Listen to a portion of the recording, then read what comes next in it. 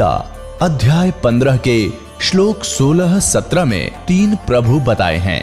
ये 3 प्रभु कौन हैं? किस प्रभु की शरण में जाने के पश्चात जन्म और मरण समाप्त हो सकता है? 3 प्रभुओं में सबसे उत्तम परमात्मा कौन है? कैसा है? उसका क्या नाम है?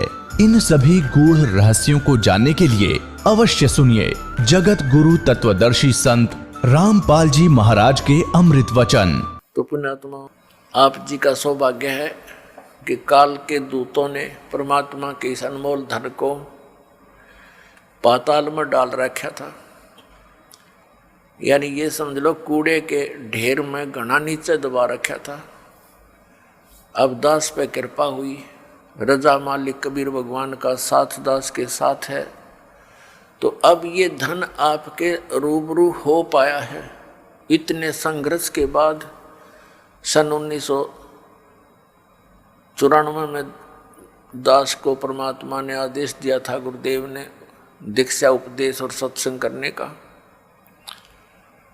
और आज सन 2012 हो गया, लगभग 18 वर्ष हो गए संघर्ष करते ने। -0 से भक्ति को ऊपर उभारा है परमात्मा कबीर जी की दया से। बिल्कुल नामो निशान नहीं था, ना भगवान का ना भक्ति का। परमात्मा के लिए तरफ सभी रहे थे। जैसे ये दास पहले हनुमान पुजारी था और मंगलवार का व्रत रखता था। सालासर एक मंदिर है हनुमान जी का, और उसमें इसी बूढ़ी सी मूर्ति रख रखी है। ये भगवान, अब हंसी आती है अपने कर्मों पे। काली सी मूर्ति में बना दी किसी ने, फिर देखा देखी जान लग गए, वहाँ धक्के खाया करते हम। बता, काल ने ऐसा जुल्म करवा रखा है। तत्व ज्ञान का तो नामो निशान मिटा दिया और कोरी बकवाद समाज में बरवा दी झूठे गुरुओं द्वारा। तो पुण्यात्माओं, या मेर हुई भगवान की। कहीं आप देखा करते 4 ईंटें लगा रखी, उस पर कुत्ते मुत्ते वहीं बैठे, वहाँ हम माथा टेकने जाएं और तेरा गजब भैया। कोई वहाँ से सारा दिन रो कर मर जाए, कोई नो कहने वाला नहीं क्यों रो रहा है पत्थर के आगे। तो इसलिए वक्त गुरु की आवश्यकता होती है, और उसके ज्ञान के आधार से भक्ति साधना करने से कल्याण हो जाता है। अब ये कितनी बुराई बढ़ गई शराब मांस तंबाकू की, और इसको विकास मानते हैं हम कि बड़ी बड़ी कोठी हो, कार हो और गुटी सूटी लावें, और फिर विवाह के अंदर एक अलग से ड्रामा रच दे। पुण्यात्माओं, ये भक्ति मार्ग में नहीं चलेगा। ठीक है, संसार भक्ति नहीं करता, वो कुछ करो, वो तो इस विद्यालय के वो विद्यार्थी ही नहीं है। ये विद्यार्थियों के लिए लागू है कि ना बीड़ी पीवे, ना तम्बाकू प्रयोग करे किसी भी तरीके से, ना मांस खावे और ना शराब प्रयोग करे, और न ही ये ड्रामेबाजी करे, ना जन्मदिन मनाना, ना कोई ऐसे ब्याह के अंदर बकवाद करनी। सिंपल ब्याह करो बच्चों। अब भगत बन कर देखो कितना आनंद आएगा। देखो लोग दिखावा ड्रामा कितना कर ले, इसका अंत नहीं। शुरुआत हमने देखी, किसी ने 1100 रुपये दान के दे दिए, सारा गांव में चर्चा हुआ करती। फिर 2100 दे दिए एक ने, वो फेल हो गया। फिर एक ने 5100 दे दिए, वो फिर 21 वाला फेल हो गया। फिर एक ने 11,000 दे दिए अपनी लड़की के दान में, और एक मोटरसाइकिल दे दी, फिर कार दे दी। तो ये एक बकवाद है बेमतलब की। बच्चे को परमात्मा से जोड़ दिया जाए, परमात्मा का नाम लेकर, और ये राम नाम का दहेज बेटी ने दे दे, ये सदा साथ देगा। एक टाइम हमने कुछ दे भी दिया बच्चे को, क्या कितने दिन उससे वो गुजारा कर सकती है? और फिर गरीब की बेटी अमीर की बेटी को देखकर मायूस हो जाती है, उसको ना जाने कितना दुख होता है। तो इस तरह की ये बकवादें हमने समाज से खत्म करनी पड़ेंगी, खासकर भगत समाज को तो इसमें अग्रसर होना ही पड़ेगा। इस दास के संघर्ष में आपने सहयोग देना पड़ेगा। ये बिल्कुल गलत है, भक्ति बाधक है। जिसके 2-3 लड़की हो जाती, नींद आराम हो जाती है उस माता पिता की, और लड़की इसी कारण से हमारे लिए बोझ बन गई। एक गऊ जैसी आत्मा होती है बेटी की। हमने खूब देखा है, बेटा और बेटी रोटी खा रही हैं, माता पिता कोई बोलता है बेटे को एक वो काम कर, वैसे भी कहा ये काम करिए, बेटा तो कहेगा को नहीं करता, और बेटी रोटी खा रही होगी ना, खाना छोड़कर उठ कर चल पड़ेगी, उस काम को करके आओगी।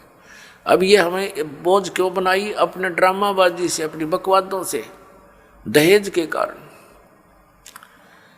तो इस प्रकार हमने इस हर तरह की जो बुराई हमारे समाज में घर कर गई, इसको भी आपने बहुत गहराई से सोच कर एक मर्यादा मार के उद्देश्य से नहीं कि मैंने कह दिया आपने शुरू कर दिया, नहीं, ये नियम ना समझना, ये आवश्यकता समझना, इस भक्ति मार्ग में बाधक समझना, इन नियमों को तोड़ देना।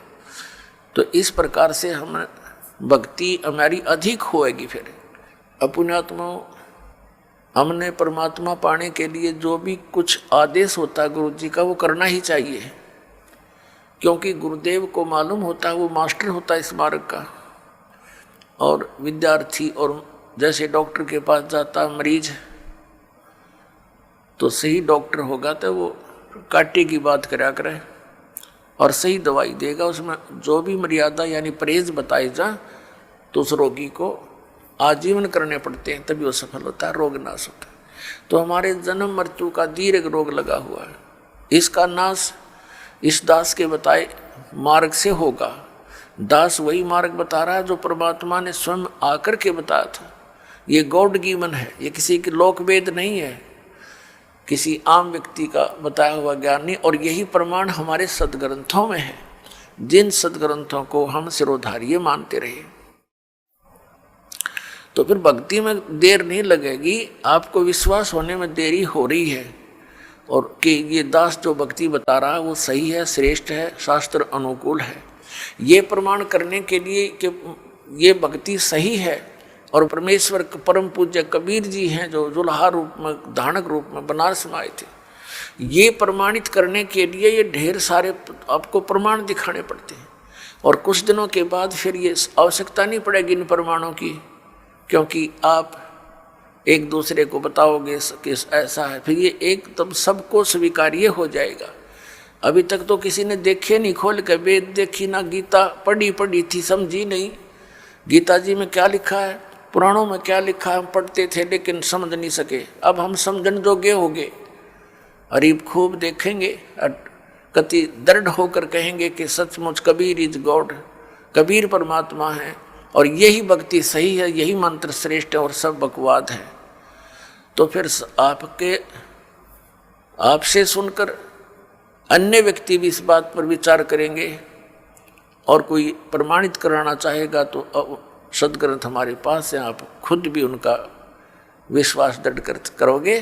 तो इस प्रकार ये पूरे विश्व में मालिक आदेश है, उनका निर्धारित समय है कि अब ये पूरे समय में, पूरे विश्व में एक ही भगवान रहेगा, एक ही ज्ञान रहेगा, और भक्ति विधि उस भगवान की एक है ही, वो अलग हो ही नहीं सकती। जैसे आम के पेड़ को, पौधे को बीजने के लिए आम का ही बीज प्रयोग करना पड़ेगा, दूसरा बीज आम का हो ही नहीं सकता। तो परमात्मा पाने के लिए जो मंत्र हैं, इनके अतिरिक्त कोई साधना है ही नहीं। बाकी तो बबूल के बीज अलग हैं, अन्य साधनाएं जो सिद्धियां प्राप्त करने की हैं वो अलग वस्तु है, उसकी हमें जरूरत नहीं। तो पुण्यात्मा, सबसे पहले हमें गुरु की आवश्यकता होती है। गुरु बिन माला फेरते, गुरु बिन देते दान, गुरु बिन दोनों निष्फल हैं, चाहे पूछो वेद पुराण। गुरु बड़े गोविंद से मन में देख विचार, हरि सुमरे वो रह गए, गुरु सुमरे होए पार। गुरु बड़े गोविंद से मन में देख विचार। अब परमात्मा कहते हैं गुरु गोविंद दोनों खड़े, काके लागू पाए, बलिहारी गुरु अपना, जिन गोविंद दियो मिलोए। 7 द्वीप 9 खंड में गुरु से बड़ा ना कोई, करता करे न कर सके, गुरु करे सो होवे। सतगुरु के उपदेश का लाया एक विचार, जय सतगुरु मिलते नहीं, जाते नरक द्वार। नरक द्वार में दूत सब करते खेचा तान, उनसे कभू ना छूटते, फिर फिरते चारों खानी। 4 खानी में भरमते, कबहू ना लगते पार, सो फेरा सब मिट गया, मेरे सतगुरु के उपकार। 7 समुद्र की मसी करूं, लेखनी करूं बन राय, धरती का कागज करूं, गुरु गुण लिख्यो न जाए। गुरु गोविंद कर जानियो, रहियो शब्द समाए, मिले जब दंडवत बंदगी, नहीं पल पल ध्यान लगावे। गुरु मानुष कर जानते, ते नर कहिए अंध, ओवे दुखी संसार में, आग काल के फंदे। गुरु को मानुष जो गिने, और करे चरणामृत को पान, ते नर नरक में जाएंगे, युग युग होवे समान। पुण्यात्माओं, परमात्मा ने गुरु जी के ऊपर गुरु की महिमा का, गुरु के महत्व को कितनी गहरे शब्दों में समझाने की चेष्टा की है। पुण्यात्माओं, परमात्मा कहते हैं, कबीर हरि जय रूठ जा, गुरु की शरण में जावे। कहें कबीर गुरु रूठ गए, तो हर ना करे सहाय। अब क्या बताते हैं कि सतगुरु के उपदेश का लाया एक विचार, जय सतगुरु मिलते नहीं, हम जाते नरक द्वार। पुण्यात्माओं, आपने महावीर जैन जी का इतिहास बहुत बार देखा है, दास ने दिखाया है। वो पुण्यात्मा भक्ति के लिए घर भी त्याग दिया, अपने दादाजी से उपदेश लिया, ऋषभ देव जी से, वो मारीची जी ने, और वही आत्मा आगे चल के महावीर जैन हुआ। महावीर जैन के रूप में जन्मने से पहले उस आत्मा ने 80 लाख बार तो देव पद प्राप्त किया, देवता बना, और बाकी 60 करोड़ बार गधे की योनि, 30 करोड़ बार कुत्ता, 20 करोड़ बार बिल्ली, 10 पता नहीं कितनी बार हाथी, नपुंसक, शिकारी रहा। तो जब तक सतगुरु नहीं मिलते, ये प्राणी साधना करता करता भी दुखी रहता है। तो इसलिए परमात्मा बताते हैं सतगुरु के उपदेश का। पृथ्वी पर सतगुरु एक ही होता है, एक समय में, अनेक नहीं होते। जैसे परमात्मा स्वयं आए थे कबीर जी, वो अकेले ही, पर वो तो परमात्मा भी थे और सतगुरु भी थे, वो तो सर्वे सवा थे। और उस समय 64 लाख शिष्य थे मालिक के। पुण्यात्माओं, विचार करने की बातें हैं, क्योंकि हम लाल की महिमा से परिचित नहीं थे। लाल की को सुनते अवश्य थे कि वो बहुमूल्य होता है, लेकिन पहचान नहीं थी। हम भगवान को सर्व सुखदायी, सब संकटों से निवारण करने वाला मानते हैं, इसलिए ही उसकी खोज में हम जगह जगह भटक रहे थे। लेकिन हमने उस लाल की हमें पहचान नहीं हुई। उन स्वार्थी लोगों ने कौड़ी को हमें लाल बताकर हमारे को दे दिया। हम उन कौड़ियों को लाल समझकर गठड़ी बांधे फिरे थे। अब दास को पता चला, परख हुई, लाल और लालड़ी को परख करने की बुद्धि दी भगवान ने, और वही दास ने आपके साथ कर दी। आपको भी लाल परखने योग्य ज्ञान दे दिया। तो पहले हम साधना ठीक ना करके कितने कष्ट उठाए, उस परमात्मा ने आकर ही हमें ये ज्ञान दिया, अपनी पहचान आप ही बताई। तो क्या बताते हैं कि भक्ति करते करते भी उस महापुरुष की कितनी दुर्गति हुई, क्योंकि उनको सतगुरु नहीं मिला। 600 वर्ष पहले परमात्मा स्वयं आए थे, 64 लाख शिष्य हुए उनके, और अकेले सतगुरु थे, अकेले नाम देते थे। और पुण्यात्मा उस समय ना कोई मीडिया था, ना कोई पुस्तक का लेखन करके कहीं भेजा जा सकता था। आदरणीय धर्मदास साहिब जी ने कबीर साहब की वाणी लिपिबद्ध करके रख ली थी, लेकिन उसको बार बार इतनी को हाथ से लिखने में तो 10 साल फिर लग जाए उसको। तो ऐसे जैसे आजकल परमात्मा ने दया बख्शी है, अक्षर ज्ञान दिया, पेपर दे दिया, इस पर पुस्तक परमात्मा की महिमा लिखकर हमने आपको भेज दी, पुस्तकें बना बना कर। फिर ये इलेक्ट्रॉनिक सिस्टम परमात्मा ने दिया, सीडी का ये बना के दे दी, चिप चल पड़ी परमात्मा की दी हुई है। ये गॉड गिवन इंस्ट्रूमेंट है, ये मनुष्य के सत्र के बनाए हुए नहीं है, ये भूल जाना आप।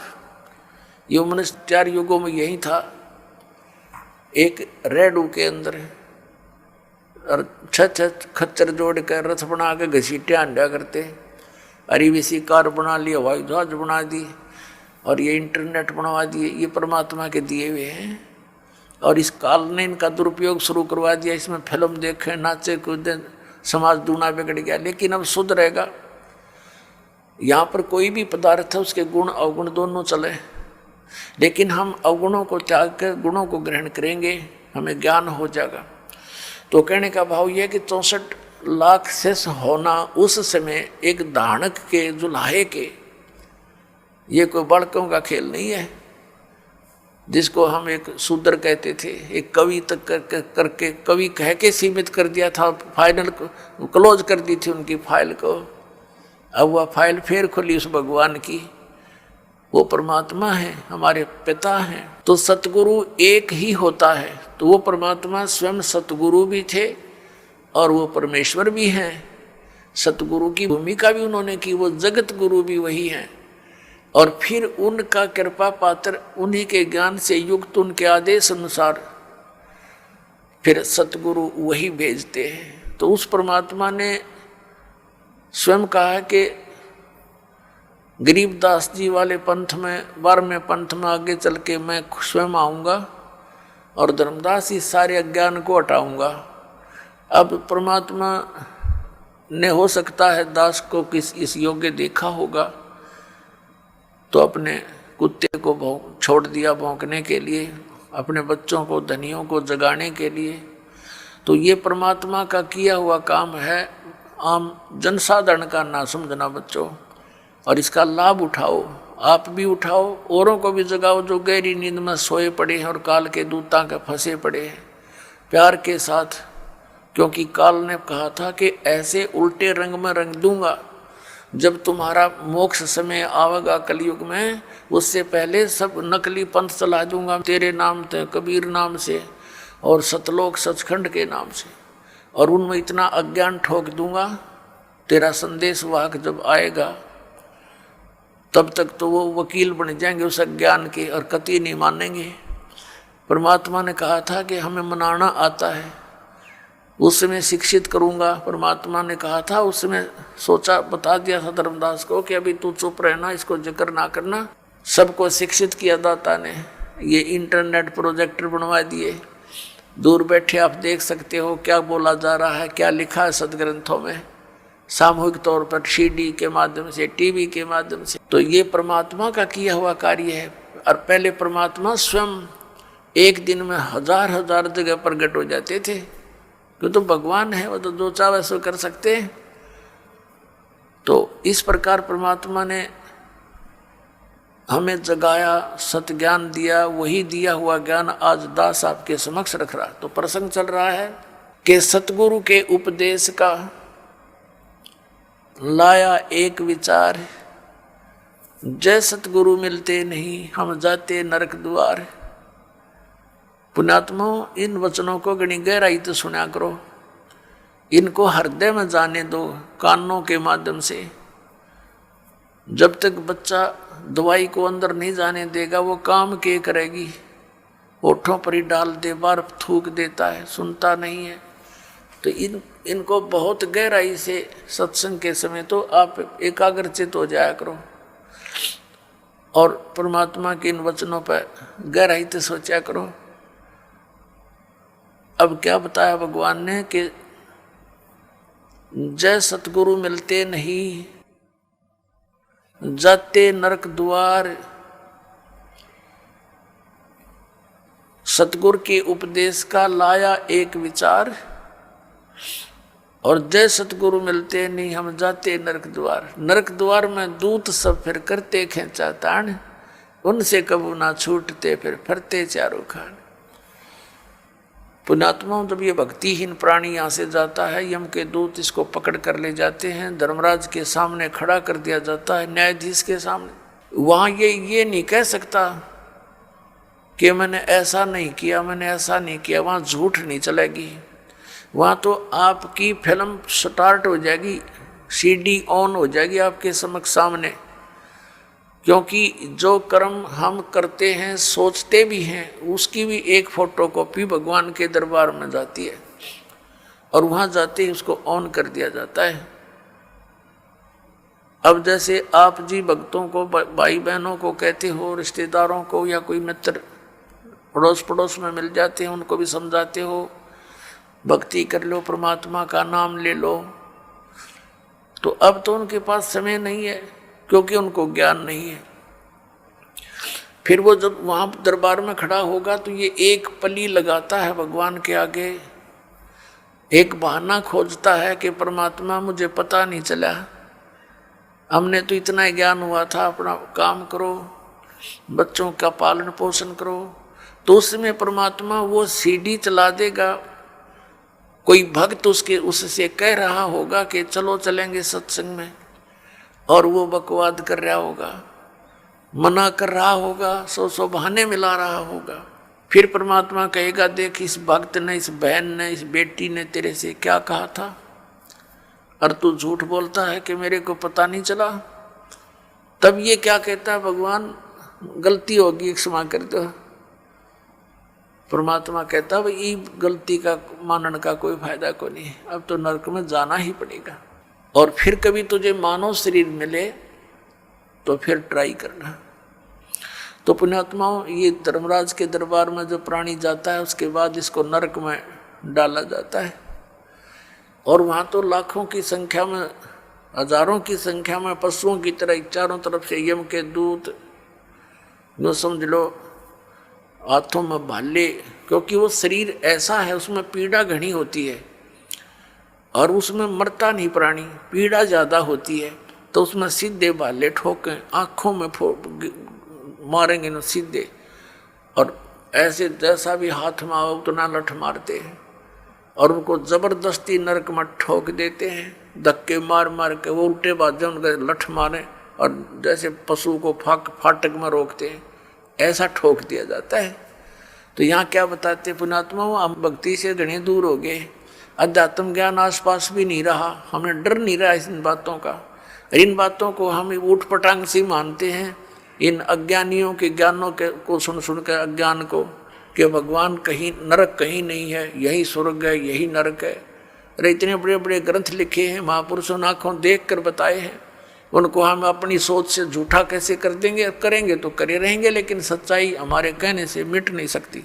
तो परमात्मा बताते हैं कि नरक द्वार में जब नरक में ठोके जाओगे दूत सब और करते खेचा ताण, दे डंडा दे लठे और अंदर ठोक देते हैं। नरक द्वार में दूत सब करते खेचा ताण और उनसे कभी ना छूटता, फिर फिरता चारों खान। वहां नरक में दुख उठा करके फिर इन 4 खानियों में 84 लाख प्रकार के इन पशु पक्षियों और सब जीवों की जो ये प्राणियों के जो शरीरों में कष्ट उठाना पड़ता है। अब परमात्मा बताते हैं नरक द्वार में दूत सब करते खेचा ताण, उनसे कबू ना छूटता, फिर फिरता चारों खान। 4 खानी में भरमता और कबू ना लगता पार, सो फेरा सब मिट गया मेरे सतगुरु के उपकार। अब सतगुरु के उपकार, जैसे गरीबदास जी ने कहा है कि जा सतगुरु की मैं बलिहारी, जो जमन मरण मिटाही, जो जन्म और मृत्यु के इस दीर्घ रोग का नाश कर दे। कहते मैं उस सतगुरु पर बलिहारी हूं। तो जन्म मरण का रोग का नाश कबीर परमेश्वर ही कर सकता है। और कबीर परमेश्वर जिस भी अपनी आत्मा को दास को यहाँ भेजता है अपना सामर्थ्य देकर, तो यह उसके द्वारा परमात्मा ही करवाता है। अन्य ना तो किसी भगवान की भक्ति से ये जन्म मरण का रोग नाश हो सकता। यदि हम श्री राम श्री कृष्ण अर्थात विष्णु जी इनकी पूजा करके चाहें कि हमारा जन्म मरण का रोग कटे, ये नाशवान इनकी जन्म मृत्यु स्वयं होती है। ऐसे ही शंकर जी की जन्म मृत्यु होती है, ब्रह्मा जी की जन्म मृत्यु होती है। इनका पिता है सरपुरुष, जिसको काल रूपी ब्रह्म भी कहते हैं। जो गीता बोल रहा है श्री कृष्ण जी में प्रवेश करके, वो स्वयं स्वीकारता है। गीता जी अध्याय नंबर 4 के श्लोक नंबर 5 और 9 में, अध्याय नंबर 2 के श्लोक नंबर 12 में, गीता जी अध्याय नंबर 10 के श्लोक नंबर 2 में ये कहता, अर्जुन तेरे मेरे बहुत जन्म हो चुके हैं, तू नहीं जानता मैं जानता हूँ। तो इससे सिद्ध है कि इस ब्रह्म की पूजा करने वाला भी जन्म मरण के रोग से नहीं बच सकता। और ब्रह्म की साधना ब्रह्म पुजारी गुरु से ही लेनी पड़ती है। उस गुरु की शरण में जाने से भी जन्म मृत्यु का रोग नहीं कट सकता। और जब तक जन्म मृत्यु का रोग नहीं कटेगा हम शांति नहीं हो सकती। गीता ज्ञानदाता 8वें अध्याय के 3 श्लोक में कहता कि अर्जुन वो परम अक्षर ब्रह्म है। अर्जुन ने 8वें अध्याय के प्रथम मंत्र में पूछा कि हे भगवान, आपने जो 7वें अध्याय के गीता जी के 29वें श्लोक में जिस तत्ब्रह्म के विषय में कहा है कि उसको जान करके प्राणी फिर केवल यहाँ से जन्म मृत्यु के रोग से छूटने का ही प्रयत्न करता है, जरा माने बुढ़ापा, वृद्धावस्था के कष्ट और मरण माने मृत्यु से ही बचने का छुटकारे की कोशिश करता है, वही संसार की किसी वस्तु में इच्छा नहीं रखता। तो 8वें अध्याय के प्रथम श्लोक में पूछा कि किम तत्परम, गीता ज्ञानदाता ने 8वें अध्याय के 3 श्लोक में कहा कि वो परम अक्षर ब्रह्म है। फिर 8वें अध्याय के 5 और 7 श्लोक में तो अपने बारे में कह रहा है गीता ज्ञानदाता कि अर्जुन तो मुझ में मन वाला हो, मेरे पर आश्रित हो जा, मेरी भक्ति कर और युद्ध भी कर तो मुझे ही प्राप्त होगा। तो इसने अपनी भक्ति करने वाले को कहा है लेकिन मुझे प्राप्त होगा, शांति नहीं हो सकती, युद्ध तो करना पड़ेगा। 8वें अध्याय के 8, 9, 10 में कहा है कि उस परम अक्षर ब्रह्म की साधना करने वाला प्राणी उसके पास चला जाता है। 15वें अध्याय के 1 से लेकर 4 में कहा कि तत्वदर्शी संत की पहचान बताई है और उसके पश्चात वो तत्वदर्शी संत मिल जावे, सतगुरु मिल जावे, उसके पश्चात परमेश्वर के उस परम पद की खोज करनी चाहिए, जहाँ जाने के बाद साधक फिर लौटकर कभी संसार में नहीं आते। 18वें अध्याय के 62 में और 66वें श्लोक में कहा कि अर्जुन तू सर्वभाव से उस परमेश्वर की शरण में जा, उस परम अक्षर ब्रह्म की शरण में जा, उसकी कृपा से ही तो परम शांति को और सनातन परम धाम को प्राप्त होगा। और ऐसे ही 18वें अध्याय के 66वें श्लोक में कहा कि सर्वधर्मान प्रीतज माम, मेरे सतर की जो साधना है, जैसे 8वें अध्याय के 13वें श्लोक में गीता ज्ञानदाता कहता है कि ओम इति एकाक्षरम ब्रह्म विवहारण माम अनुसमरण ये प्रयाति तदन देहम सयाति परमाम गतिम। मुझ ब्रह्म का एक ओम मंत्र है और ओम से होने वाली जो परम गति है उसको वही प्राप्त कर सकता है जो अंतिम श्वास तक ओम का ही जाप करता हुआ शरीर त्याग कर जाता है। तो उससे कौन सी गति होती है? ब्रह्मलोक प्राप्ति होती है, क्योंकि ब्रह्म का मंत्र ओम है। 8वें अध्याय के 16वें श्लोक में गीता जी में कहा कि अर्जुन, ये ब्रह्मलोक पर्यंत सब पुनरावर्ती में है, वहां गए हुए प्राणी भी फिर जन्म मरण के चक्कर में रहते हैं। और उस परम अक्षर ब्रह्म की भक्ति के लिए 17वें अध्याय के 23वें श्लोक में गीता जी में कहा कि ओम तत्सत इति निर्देश ब्रह्मण त्रिवेद समर्थ है, ब्राह्मणा तेन वेदा च यगा विहिता पुरा। सच्चिदानंद घन ब्रह्म के पाने की 3 मंत्र का निर्देश है। ओम तत्सत, ओम ये ब्रह्म का है, तत् ये अक्षर पुरुष का है। गीता जी अध्याय नंबर 15 के श्लोक नंबर 16 और 17 में 3 पुरुष हैं, एक सर पुरुष, एक अक्षर पुरुष, एक परम अक्षर पुरुष।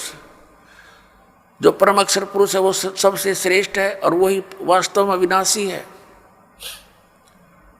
अन्य सर पुरुष और अक्षर पुरुष को नाशवान कहा है और उसके उनके लोकों में जितने प्राणी हैं वो भी नाशवान है। तो उनकी भक्ति से तो मोक्ष हो ही नहीं सकता।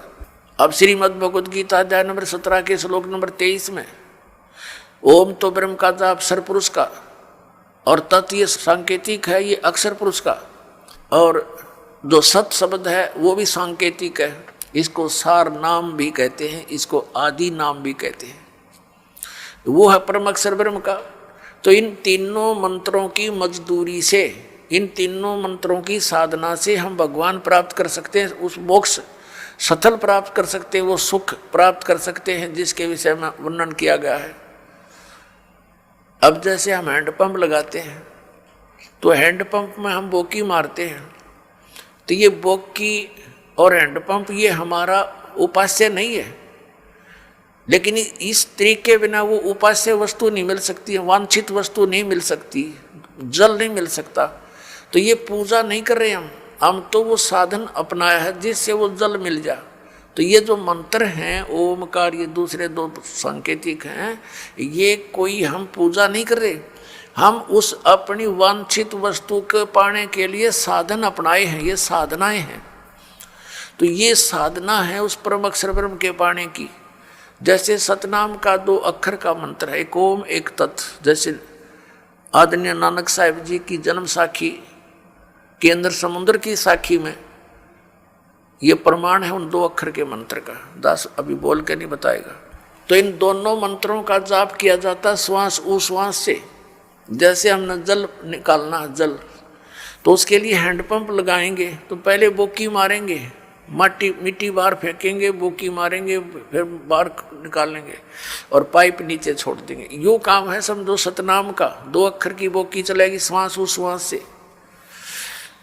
अब ये सतनाम, ये बोकी ने अपना काम कर दिया, जल तक पहुंचा दिया, लेकिन बाहर जल नहीं प्राप्त हुआ। उसके लिए एक और आइटम लगाना पड़ा है, हैंड पंप, ऊपर मशीन बोलते हैं उसको, और फिर उसकी पूजा करनी है, उसको भी ऐसे हिलाना है, प्रैक्टिस करनी है, जब वो जल निकलता है।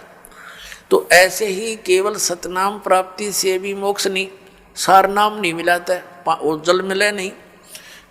सार नाम समझो हैंडपंप का ऊपर का वो मशीन है। तो ये मशीन उसी समय लगी हुई सक्सेस होगी जब वो पाइप पूरी जल तक पहुंच चुकी होगी। बीच में अगर कोई कहे हैंडपंप लगा दे, मशीन फिट कर दे, मिस्त्री कभी नहीं करेगा। तो ये दास आपको ये सब व्यवस्था बता रहा है, ये आपने करनी है, मजदूरी करनी है इसकी। और जब सारनाम का समय आएगा, आपकी पाइप पहुंच जाएगी जल तक के आसपास, तो फिर हैंडपंप यानी सारनाम आपको दिया जाए। तो इस प्रकार हम ओम, उस परम अक्षर ब्रह्म के पाने का ओम तत्सत, ये 3 मंत्र का जाप है। ओम ये ब्रह्म का है, तत् ये अक्षर पुरुष का है, उसको परब्रह्म भी बोलते हैं, और सत ये परम अक्षर ब्रह्म का, इसको पार ब्रह्म कहते हैं। पार ब्रह्म, एक परब्रह्म एक पार ब्रह्म। ब्रह्म तो ये सरपुरुष है, ये काल भगवान 21 ब्रह्मांड का स्वामी। अक्षर पुरुष इसको परब्रह्म कहते हैं, ब्रह्म से नेक्स्ट भगवान, पर यानी दूसरा। और इससे ऊपर पार ब्रह्म माने सबसे परले पार का, सबसे ऊपर वाला, वो पार ब्रह्म होता है। जैसे आप संतों की वाणी में पार ब्रह्म शब्द सुनते हो, वो परब्रह्म के लिए नहीं है, वो पार ब्रह्म यानी उस सत्य पुरुष के तरफ संकेत है, परम अक्षर ब्रह्म की तरफ संकेत है। तो जैसे तो उस परमात्मा के पाने का फिर 3 मंत्र का जाप है, ओम तत्सत। तो इस प्रकार हम उस परमात्मा को पाएंगे। कैसे पाएंगे? गीता जी अध्याय नंबर 18 के श्लोक नंबर 66 में कहा है, इस गीता ज्ञानदाता ब्रह्म ने सर्वधर्मान परित्यज माम एकम शरणम व्रज अहम तवा सर्व पापे भ्या मोक्षामि मा शुच। ये क्या कहता है कि मेरे सत्तर की जितनी पूजाएं हैं वो मुझ में छोड़ दे, मुझे दे दे मेरे सत्तर का जो तूने मजदूरी करी है, फिर मैं तुझे यहां से जाने दूंगा नहीं। तू मेरा बंधक मजदूर है और मेरा कर्ज उतार दे, फिर तू उसकी शरण में जा। एकम, एकम माने जिसके बराबर दूसरा ना हो, अद्वितीय, जिसके समान दूसरा कोई शक्तिशाली भगवान ना हो, उस एकम शरणम व्रज, उसकी शरण में जा। हरिन अज्ञानी हमारे धर्मगुरुओं ने अनुवाद करता है, ऋषि मंडलेश्वर ने अनर्थ कर रखे गीता जी में, अनुत्तम मान्यता थी उत्तम बता रहे हैं। ये देखिए ने व्याकरण बदल डाली अपनी अज्ञानता के कारण। और व्रज माने जाना होता है, ये आना बोलते हैं, आना लिखा हुआ अनुवाद कर रखा है। इंग्लिश का वर्ड है गो, और गो माने जाना होता, आना तो हो ही नहीं सकता। ये तो मूर्ख, अगर कोई उस सेंटेंस को ना समझ कर उसका अर्थ आना कर रहा है तो वो बिल्कुल अज्ञानी व्यक्ति है, वो आशय को समझा नहीं, उस प्रकरण के आशय से वो परिचित नहीं है। अब ये जैसे गीता जी अध्याय नंबर 2 के श्लोक नंबर 7 में अर्जुन स्वयं स्वीकार रहा कि मैं आपकी शरण हूँ, आप मेरे गुरु हो, मेरी बुद्धि काम नहीं करती, मुझे निर्णायक ज्ञान दो, मैं आपकी शरण हूँ। अब यहाँ फिर नो कहो है कि मेरी शरण में आ जाओ, उसकी शरण तो पहले कह रहा है मैं तो तेरी शरण खड़ा हूँ, और सब धर्मों के कर्मों को मुझ में छोड़कर मेरी ये शरण में आ जा। अकल देखो इनकी, इन्हें बहुत सी जगह ऐसे अनर्थ कर रखे जहाँ ये समझ नहीं सके। तो ये ओम नाम का जाप इसको दे देंगे काल को, ये हमें यहाँ से जाने देगा, नो ड्यू सर्टिफिकेट लिख देगा ये।